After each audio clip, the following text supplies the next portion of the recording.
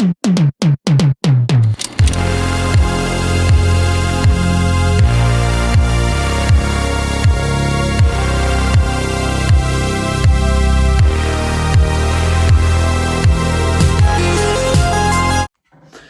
how's it going? Welcome to Tales from the Watchlist. A lot to get through. Been watching loads of movies over the past couple of weeks. I did do one of these about 2 weeks ago. This is my new one.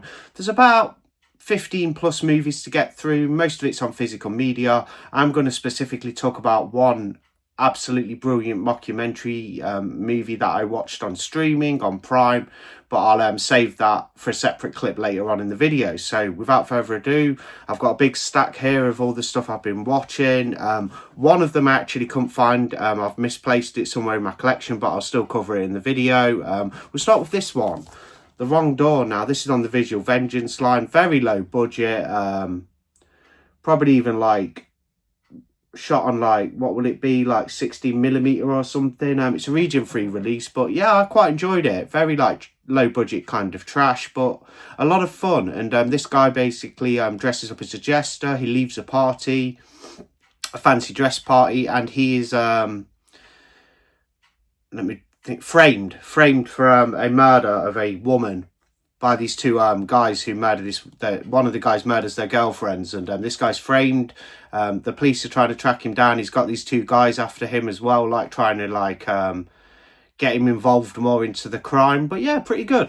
Did enjoy The Wrong Door. Very low budget though, but yeah, Visual Vengeance, they do some good stuff. We'll go on to this one, The Stone Tape. Now I was looking forward to this one. It's a BBC 70s TV film. I think it was on 72. Is that right?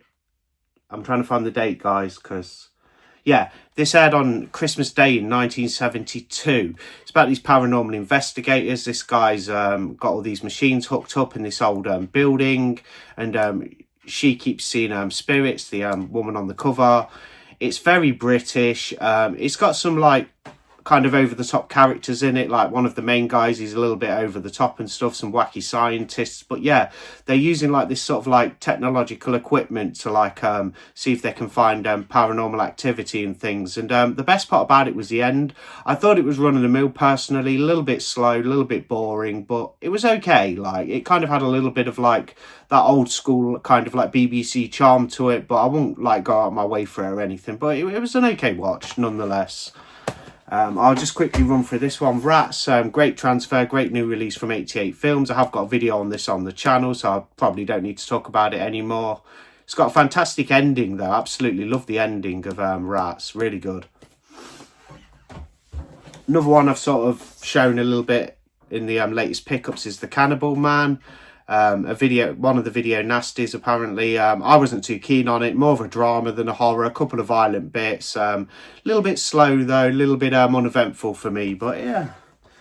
Random DVD pickup, Classroom 6. Now I was kind of looking forward to this as a big found footage junkie. You know, I'm such a big fan of like the Blair Witch Project and the whole vibe of found footage. But in the 2010s, say after the release of Paranormal Activity, which is a phenomenal franchise in my opinion, the subgenre found footage got a little bit saturated, and this is one of those casualties. It's uneventful, it's boring. I won't go too hard on the creators, like the filmmakers, they had a go, but nothing really happens. It's just people screaming and shouting towards the end, you know, and you don't actually see anything. Now, I am kind of a fan of the whole idea of don't give the audience too much of the monster per se, but in this you literally see nothing. Even like, you don't even get a finale where you actually see something. It's pretty uneventful. New release of The Innkeepers, a slow burn, set in the Yankee Eagle Inn, about these two people. Basically, the place is closing down, they're staying over, they work there, they're investigating this sort of supernatural presence, and yeah, it's got a really good climax to the film. Takes a while to get going, but enjoyed the new release, and the transfer looked great, I have to say. I'll also be talking about the new Conjuring 4K in this video, because I watched it last night in here on my best TV, my 50-inch OLED. And yeah, I'll talk about it soon. I'll get to that one. Couple here I just want to run through. Angst, I did mention this in my pickups. Picked it up a while ago though. I just forgot to show it in the month that I actually picked it up in, so I had to do it this month for August. But yeah, Angst, really good German kind of home invasion slash slasher horror drama. It's in German, so you'll have to watch the subtitles. But yeah, really got some atmosphere to it. Very old school looking, bit gritty, bit gnarly, few nasty scenes in there. But yeah, I didn't know whether to believe the hype on Angst when I'd heard about it in the past. I couldn't get hold of a release for a while. I managed to find this one, bought it off Film Treasures, and yeah, now, yeah, the hype is real. Angst. Yeah, the hype is real. Watch this one on the Terrorvision line. I've had it for a while. Stars Bill Moseley from the House of Thousand Corpses and Texas Chainsaw Massacre Part 2. I do like Bill Moseley. He's often plays a good character in movies. Gives it his all. You know, he's rather eccentric, a bit wacky when he plays these characters in films. He plays like eccentric characters. An example kind of being Chop Top from TCM2. But Dead Air, I just couldn't get on with. I actually it's kind of similar to the film Pontypool, which I actually preferred, about a radio station host who's kind of with his co-hosts, and they're trapped in the building where they do the radio presentation, and yeah, there's been an outbreak and there's these sort of zombie-like people trying to break in. I found it really boring. Not a discredit to Bill Moseley, he was good in the film. He has got some good scenes when he's talking on air in the movie. Like, Bill Moseley gave it a good go. I don't think it's Bill Moseley's fault that this film's bad. He was the best thing about it, but Dead Air didn't enjoy it at all. The new TCM films, watch the remake. I've gone over that a fair bit on the channel. There's also a new article on the website about the 2 new releases from Arrow Video of the TCM 2003 remake, this one, and The Beginning, the prequel. But both great films. I've covered them on an article on the website, hitskincrawlers.co.uk, or check out my individual videos that I have on the channel regarding those. I don't think I need to cover them again, to be fair, because I'm just backtracking now. Yesterday was bank holiday here in the UK. I chilled out, sat down, and I thought, what shall I do this afternoon? So around 3 in the afternoon, I thought, you know what, I'm going to insert a classic into the Blu-ray player, and I put on Wes Craven's The Hills Have Eyes. I first watched this when I was a teenager. I rented it from Blockbuster up the road. Obviously, that no longer exists, but yeah, just a stone cold Wes Craven classic. I believe it's his second feature, and it's just a great one all round.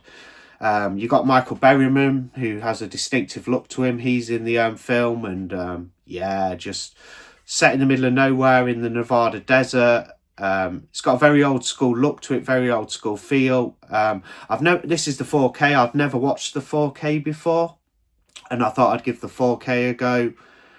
However, as great as the film is, I didn't think the 4K was much of an improvement from the Blu-ray. The last time I watched this movie was on Blu-ray, which was the Arrow release, which actually has the same cover as this, you know, that artwork there. But I didn't think too much to the 4K. Not the best looking 4K UHD, but given it is kind of a lower budget, like older movie. But yeah, it's about these deformed like clan of maniacs who live out in the Nevada desert. A family break down with their caravan. Things go from there.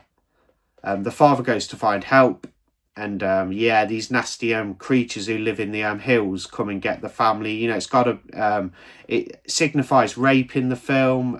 It's got some nasty violent scenes.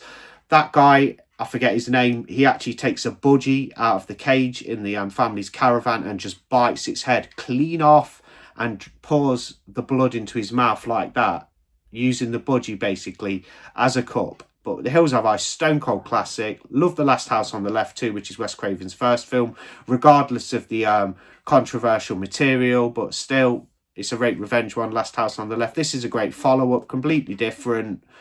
Yeah, it's so good. Absolute stone cold classic. I just wasn't overly impressed by the 4K. Not a big upgrade from Blu-ray for The Hills Have Eyes. That one's been out a long time though. That was one of the first Arrow Video 4Ks, I believe. Not the first, but one of the ones when they started doing 4Ks, they put that one out quite, you know, earlier on. Okay, I'll do The Conjuring last because I do want to talk about that in detail a little bit more than the others. Last night I put on The Appointment, a 1981 British supernatural movie starring actually Edward Woodward, who is the police officer in the classic The Wicker Man. He's okay in it. The film has some kind of like eerie moments. It's okay. There's a great scene involving Edward Woodward's character when he's in a car driving. You can see it on the cover there, and the car and this supernatural entity basically causes him to crash. His car basically does a handstand, which is hilarious. It's like up in the air with him with his in the driver's seat with his seatbelt on, and then it stays stationary, like upright for a little bit, and then it just goes and falls over the cliff. Pretty good finale. Enjoyed the last 10 minutes. The opening scene's okay when the girl goes missing. That's kind of sent a part of the overall narrative, but overall a little bit slow and boring, the appointment. Wasn't overly into it. Watched an Italian giallo. This was brilliant. 9 guests for a crime. The director is Fernando Boldi, and this was really good. Basically, it's about this sort of family of people who are a little bit promiscuous and stuff. They go with their father onto they're wealthy. Their father's really wealthy. You've got all the sons with their wives, and people just keep dying because some events that took place years prior on the island involving one of the family members who ended up getting killed. That's a part of the catalyst for the murders in the film. But yeah, they've got to figure out who the murderer is. It's got a pretty good reveal. It's good giallo fare. Good bit of violence. Good story. Yeah, really enjoyed it. Really good one. So we'll talk about The Conjuring. I did show this in the latest pickups. Here we go, The Conjuring. This was an absolutely phenomenal 4K. I will go out on an of my way here and say that for me, this is the best 4K UHD disc I have watched all year round. You can get a standard release. There's this limited release, which is 45. You can get the steelbook that's in here by itself for $29.99, or you can just pick up the standard 4K for $20, which will be the same 4K discs. But yeah, this looked beautiful in 4K. I watched it on my 50-inch OLED. It popped. Take into account it's a newer film, so films that were actually shot using, you know, better camera equipment in the more modern age are going to look better when they get a 4K compared to older films. Obviously, they're harder to restore and things, you know, given the elements. But yeah, with it only being a 2013 film from 12 years ago, this just looked beautiful. It looks so good. It looked crisp, clean, sharp. The 4K, you know, like the UHD really brought it to life and brought out the eeriness and just the scariness of the film. It's a great film, The Conjuring. It basically follows a case of Ed and Lorraine Warren, who are actually real paranormal investigators. They are asked by this lady whose family are encountering this horrible entity in their new home. The dad works on a rig. He has to like take his rig out, his truck, if you will, like his big truck. He goes on jobs. So the mother with all the daughters are left alone. There's a lot of them. There's about like 5 daughters. It's a guy, his wife, and his like 5 daughters, maybe 6. There's like little ones and, you know, middle daughters, and then there's like the older ones. But yeah, they all live together. And when the father's away, some really scary paranormal activity begins. And I forgot how creepy The Conjuring is. I've not watched it for about 5 years. I do like The Conjuring. I've seen it multiple times, but I even seen it upon release and thought it was really good. But it's so creepy. There's even like things in the film. There's so many good little you know, like intricate, like spooky things. Like all the clocks stop at 7 minutes past 3 every night. So 3:07 every night. 3:07 a.m. All the clocks in the house freeze on 3:07 a.m. Yeah, very spooky. One scene in particular has always creeped me out. It's where they look up, where the one of the daughters looks up. I think it is maybe the mother. It's escaped me a little bit, but basically there's all these bangs in the house and doors are slamming, and then they look up and this horrible, like scary looking witch entity creature thing manifestation is like on top of the wardrobe, and she's just there, and it zooms in on her, and she's like, she looks possessed and has a cracked face and a crooked smile, and just very, very scary. Like it's a brilliant film from James Wan. It's got a great idea there. Obviously, like, the Warrens have to uncover why this family's having this supernatural activity, and as with a lot of hauntings and poltergeist activity, it's because of a death that occurred in the house or a murder. And obviously they a little bit of a spoiler here, but basically there was this lady who performed witchcraft in the 1800s. I think it was the 1870s, and she murdered her baby and then proclaimed that nobody will ever take her land, and strung herself up and hung herself from a really ominous looking huge tree in the backyard. That's basically the entity that's haunting the property. Brilliant film. Love The Conjuring, yeah. And the 4K transfer is the best I've seen this year. Like I say, that's a given because it's a newer film. I haven't watched too many I mainly watch older films on 4K, so like I say, it's harder to do the restorations. A lot of old films look superb on 4K, but The Conjuring, being just a 2013 movie, looked absolutely spectacular. If you're on the fence about buying The Conjuring on 4K, if you don't want the limited edition set, I completely get that. I just did. Just get yourself the standard 4K, because The Conjuring, I'm telling you, like, it's a great film. If you've never seen it before, it's such a creepy film. It's very, very scary for a modern film, and not many modern films get me. I'm more kind of enticed and freaked out by the older movies with weird imagery, especially 70s movies, that decade. They tend to have some really surreal and strange imagery and vibes to them. But The Conjuring's a really scary one, I have to say.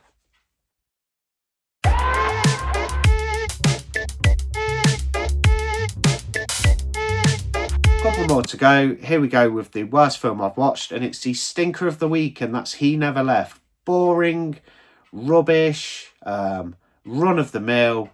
Basically, can barely remember what happens. It's about this murderer who comes along, and this guy's awaiting him, and it's not even got that much slashing in it. I'm not even going to talk about this much. He Never Left. Load of crap. I didn't like this. No offense to the filmmakers or the people behind it. It's just, when you're next to a film, make something, do a little bit better, because this really was just run of the mill. I don't even know what to say about it, really. I don't like bashing films, but I will say this was crap.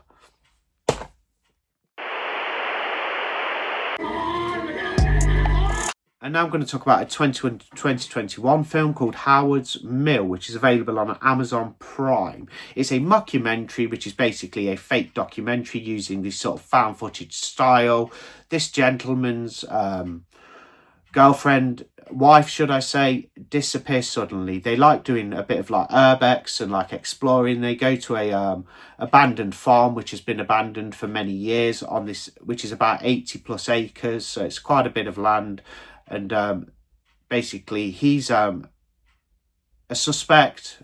The police are kind of suspecting him of murdering her. He does get acquitted later on, and yeah, he basically, this documentary maker, she teams up with the chap to basically keep going back to the land and seeing if they can find out what actually happened to his girlfriend. There's some really like weird stuff in Howard's Mill. It's absolutely captivating, but I am a found footage junkie, so I do love like these mockumentaries. Big fan of horror in the high desert, and this is what intrigued me about Howard's Mill. I came across it completely by chance. I literally put found footage horror movies in on my Fire Stick, and Howard's Mill come up. I thought I'll give it a go, and I was hooked within 5 minutes. It feels like a real documentary. There's nothing too over the top visually in the film. It's just got a great location on this farmland, this abandoned farm where this the Howards lived many years ago. They abandoned it. People have gone missing over the years. It does talk about various different cases where people have visited the Howards farm, the abandoned farm, and some of them have just vanished in thin air. One guy in the film does talk about how it was an Indian burial ground, or the Native Americans sort of cursed the land, and it appears that people could be getting sucked into the ground and basically disappearing. There's a tunnel network also underground, but a lot of people don't believe the supernatural stuff. They think it could be a local farmer nearby on a different farm who's possibly responsible for the missing people, and he could be a murderer, and a lot of people say that he isn't. So it's very open and a little bit open-ended as well, but it is very intriguing, and it covers the whole idea of like Native Americans cursing the land, and it could be that these people who have vanished have basically been sucked into some kind of like supernatural void where they're basically in a different like parallel universe somewhat, if you will. A lot of it's open to your interpretation, but it's got some spooky bits. They even find skeletons later on. Also, it covers this in the film as well, where this one little girl just vanishes in thin air. There's actual video footage. Her parents were filming a picnic. The little girl just says, I'm just going to go and play over there. They're literally watching her. She goes a few yards away and just literally vanishes in thin air as if she got sucked into the ground. There's no trace of her. There's no one else in sight. There's no one there to be accountable for a murder. She just vanishes. It's really, really good, really, really creepy. I was very impressed with Howard's